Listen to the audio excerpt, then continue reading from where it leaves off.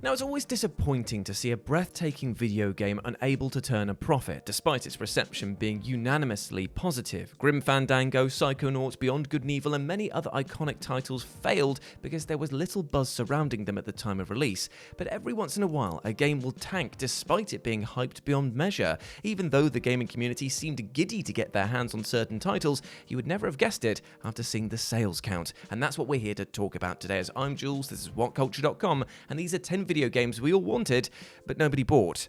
Number 10, Prince of Persia: The Lost Crown.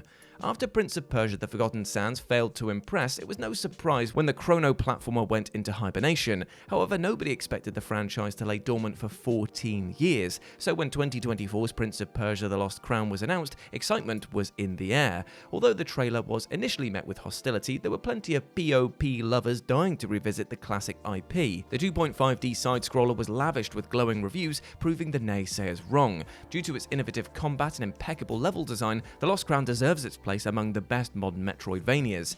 But the Prince of Persia series didn't get the comeback it deserved. Firstly, selling the title at full price was a bad move. With the best Metroidvanias costing under 20 quid, customers balked after seeing this hefty price tag. On top of that, and as painful a truth as this may well be, Prince of Persia doesn't actually carry the same weight that it once did, despite its dedicated fan base. As a result, the bulk of its potential audience didn't gravitate towards it. Despite every critic singing The Lost Crown's praises, it only sold 300,000 units in its first 2 weeks. Although Ubisoft lowered the price soon after, it merely softened the damage instead of reversing it. If the company priced The Lost Crown more reasonably from the get-go, it probably would have sold significantly better.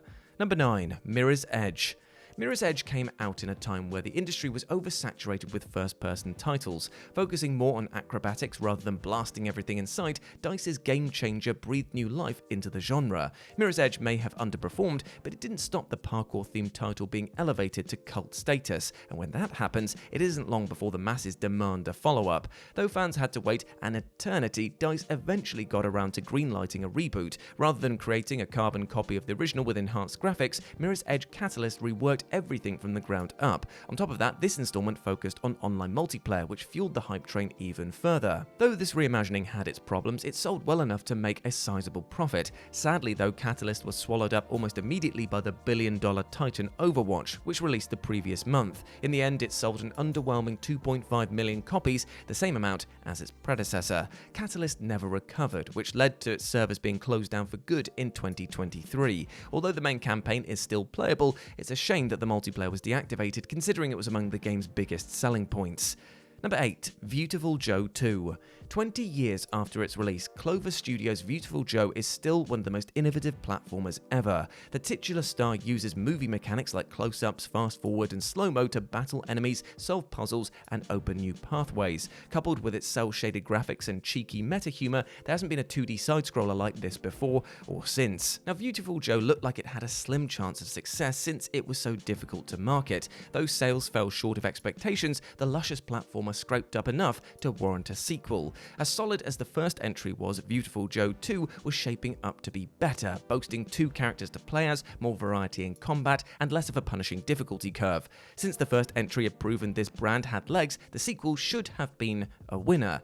But too bad high praise doesn't translate into high sales. Despite getting a thumbs up from critics, VJ2 sold abominably worldwide, resulting in another planned sequel's cancellation. Though 2 spin-offs were released, Viewtiful Joe 3 never actually materialized. After the dissolution of Clover Studio, it's likely that a third installment will ever come to fruition.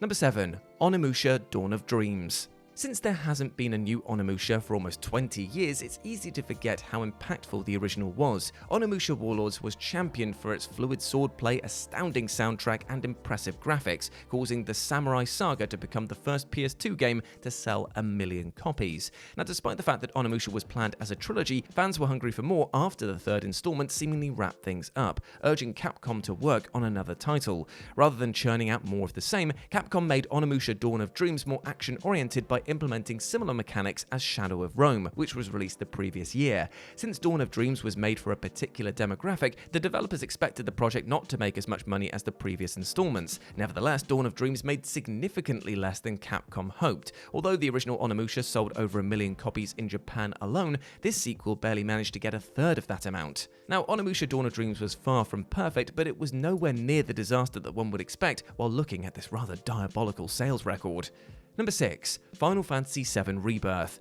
Being a reboot of one of the most beloved RPGs ever, Square's ever-gestating Final Fantasy VII Remake was pretty much a guaranteed hit. Sure enough, the ambitious reimagining sold over 3 million copies within 3 days, making it the fastest-selling PS4 exclusive. However, Final Fantasy VII Remake only covered the first act of the original. With Final Fantasy VII Rebirth covering the bulk of its story, it was primed to be a bigger success. And yet, the second chapter only sold half the amount of the first entry, despite being adored by critics and fans. Although RPGs often do well in Japan, Rebirth fared worse there, bringing in a third of its predecessor. Now, just to be clear, this Final Fantasy installment isn't tanking by any stretch of the imagination, but according to industry analyst Daniel Ahmad, there's no question that it's underperforming. The reason behind Rebirth's less than stellar performance isn't actually certain, but there are several theories. Remake was released during the lockdown when the gaming industry was booming. The fact that Rebirth is only available on the PS5 was definitely sure to hurt its sales as well, and since some Final Fantasy VII devotees weren't on board with the retcons of Remake, it's likely they didn't bother with the follow-up, which took further liberties with the source material. Even though Final Fantasy Rebirth sales are good, it hasn't filled Square's pockets the way that anyone anticipated. Number 5. Max Payne 2: The Fall of Max Payne. The first installment in Remedy's hard-boiled shooter was praised for its over-the-top shootouts, noir atmosphere, and bullet time mechanics. And since Max Payne made a killing in sales, the sequel was sure to sell just as well, if not better, right? Well, although The Fall of Max Payne wasn't as revolutionary, it improved nearly every aspect of the original, offering a tighter story, better voice acting, smoother graphics, and more intense action. Also, leaping through the air with slow-mo guns blazing has never felt more satisfying. And that's why it was baffling when Max Payne 2 absolutely tanked. In fact, it sold so abysmally, it's one of the central reasons why Take-Two Interactive was shut down. In hindsight, The Fall of Max Payne was surprisingly prophetic. Stranger still, there's no concrete explanation why MP2 failed. It was available on PS2, Xbox, and the PC, so accessibility wasn't a problem. It garnered rave reviews across the board. It didn't get swallowed up by a bigger brand released around the same time. It's just a mystery. And most importantly, it was a game that the fanbase wanted to play. 20 years later, it's still a mystery why Max Payne 2 didn't pan out as well as it should have.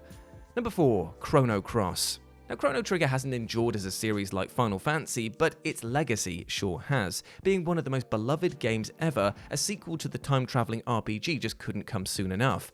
Although the hype seemed insurmountable, Chrono Cross was an utter triumph, capturing the spirit of the original without imitating it. In fact, it improved on Chrono Trigger in several departments. The combat was more tactical, making every victory all the more satisfying. Although the first installment had players take control of 7 characters, Cross allowed our hero to recruit a whopping 45 members, each with their own distinctive personality and fighting style. With another beautiful world to explore, sensational bosses to battle, and an epic story to fall in love with, players should have shown up in droves when Chrono Cross debuted. But tragically, Cross had the misfortune of coming out a month after Square's other epic role-player, Final Fantasy IX.